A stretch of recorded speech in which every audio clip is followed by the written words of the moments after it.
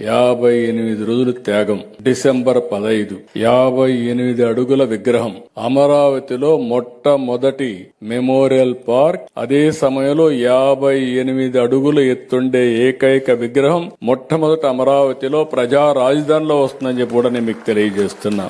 దీనికి 6.8 ఎకరాల భూమి కేటాయించాం. శ్రీరాములు గారి స్మృతి వనం అనే పేరు పెట్టాం. జీవిత విశేషాలు, ఆయన చేసిన త్యాగం ఏ విధంగా భావితరాలకు స్ఫూర్తిదాయకంగా ఉండాలనో అవన్నీ కూడా గుర్తుండే విధంగా మనం ముందుకు తీసుకెళ్తాం.